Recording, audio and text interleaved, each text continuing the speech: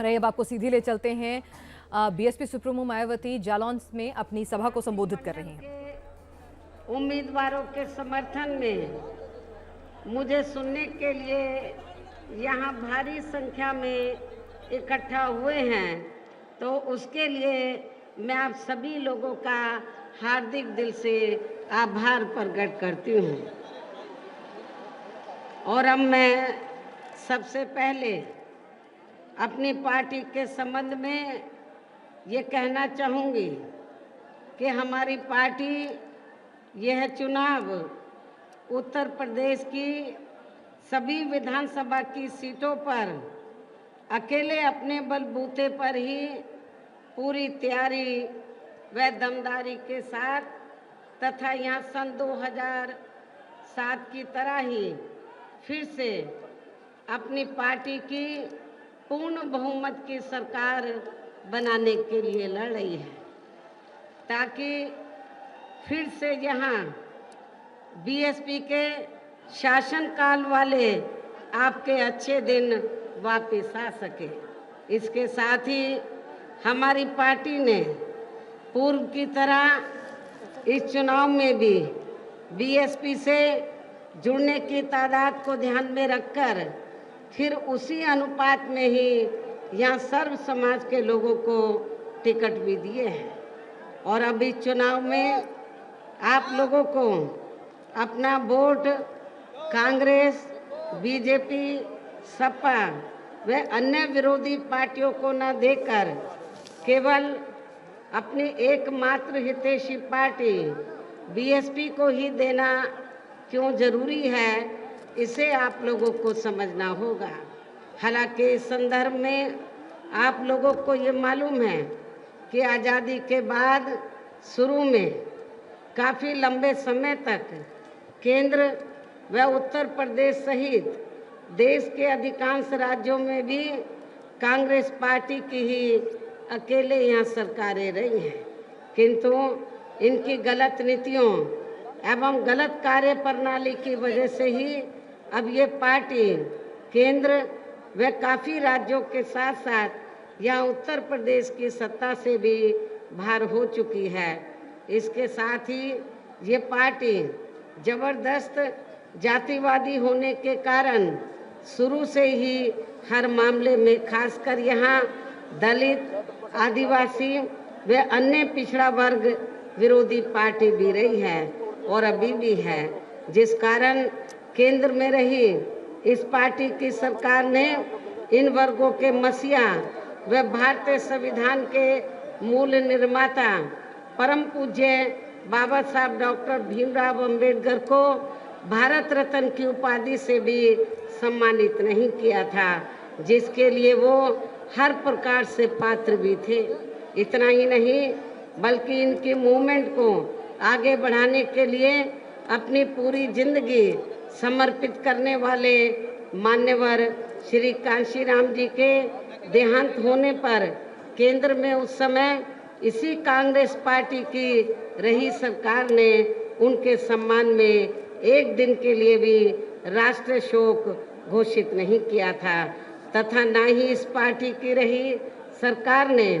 पिछड़े वर्ग की आरक्षण संबंधी मंडल कमीशन की रिपोर्ट को भी लागू किया था, जिसे फिर बीएसपी ने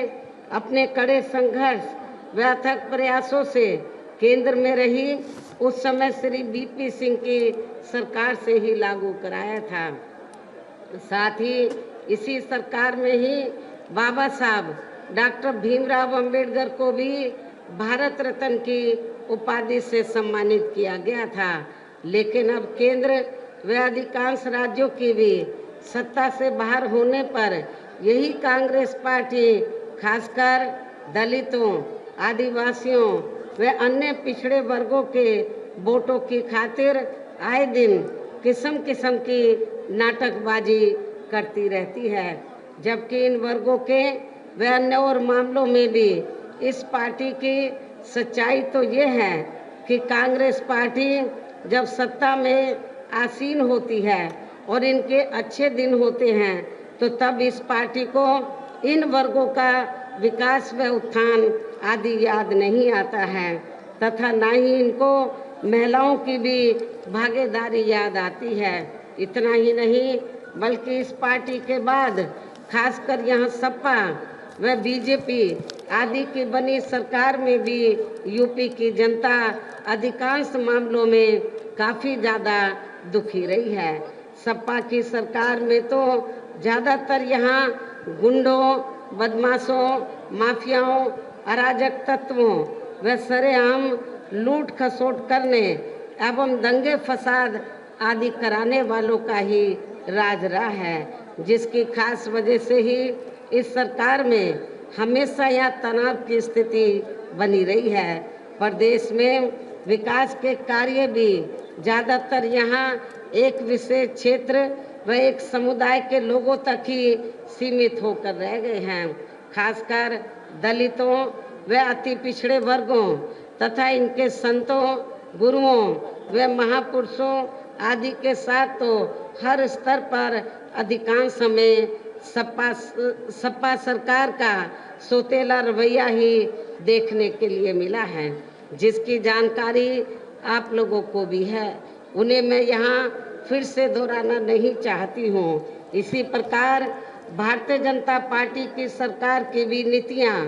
व कार्यशैली अधिकांश यहाँ जातिवादी, पूंजीवादी एवं आरएसएस के संकीर्ण एजेंडे को ही लागू करने पर टिकी रही हैं, जिससे प्रभावित एवं शिकार हुए लोगों का इस सरकार में सही से विकास व उत्थान आदि नहीं हो सका है। साथ ही इनका हर स्तर पर काफ़ी ज़्यादा शोषण व उत्पीड़न आदि भी किया गया है। धर्म के नाम पर हमेशा यहाँ तनाव व नफरत आदि का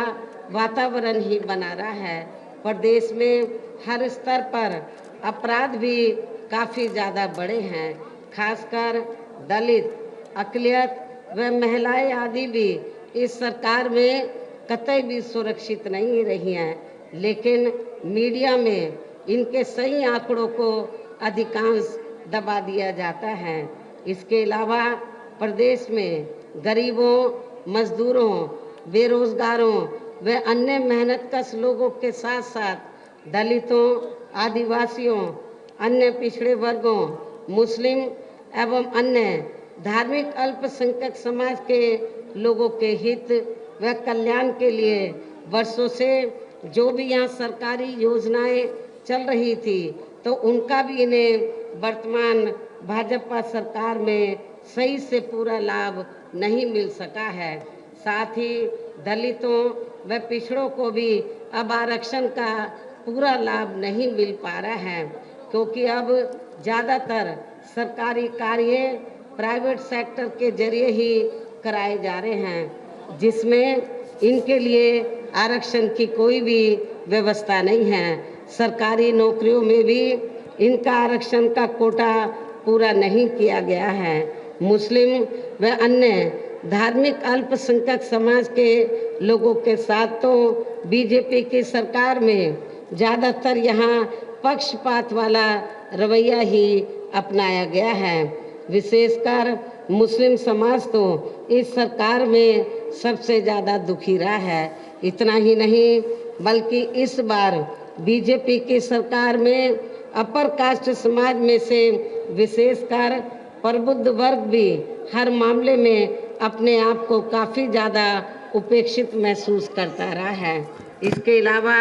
इनकी गलत आर्थिक नीतियों के कारण यहाँ गरीबी, बेरोजगारी व महंगाई आदि भी काफ़ी ज़्यादा बढ़ी है। इसके साथ साथ उत्तर प्रदेश सहित पूरे देश के किसान भी केंद्र सरकार की गलत नीतियों के कारण काफ़ी ज़्यादा दुखी व परेशान रहे हैं और अभी भी हैं। साथ ही प्रदेश में बेरोजगार लोगों को रोजगार नहीं मिलने के कारण ही ज़्यादातर इनको इस सरकार में भी पलायन करना पड़ा है। वैसे इस मामले में सभी सरकारों में पलायन हुआ है, लेकिन बीएसपी की सरकार में नहीं। आप लोगों को मालूम है, जब बीएसपी की 4 बार मेरे नेतृत्व में सरकार रही, तो जो पूर्व की सरकारों में जो लोग रोटी रोजी के लिए पलायन करके चले गए थे, तो वो लोग अन्य राज्यों से मेरी गवर्नमेंट के दौरान वो बड़े पैमाने पर वापस आ गए थे। ये भी आप लोगों को मालूम है। इस प्रकार से इन सभी विरोधी पार्टियों की रही सरकारों में शुरू से ही यहाँ यूपी की जनता काफ़ी ज़्यादा दुखी व परेशान रही है। विशेषकर कोरोना महामारी के दौरान तो इन सभी की हालत और भी ज़्यादा खराब हो गई है। ऐसे में इन सभी विरोधी पार्टियों की रही सरकारों से निजात पाने के लिए अभी चुनाव में यहाँ प्रदेश की जनता को अपनी एकमात्र हितैषी पार्टी बहुजन समाज पार्टी की ही सरकार बनाना बहुत जरूरी है।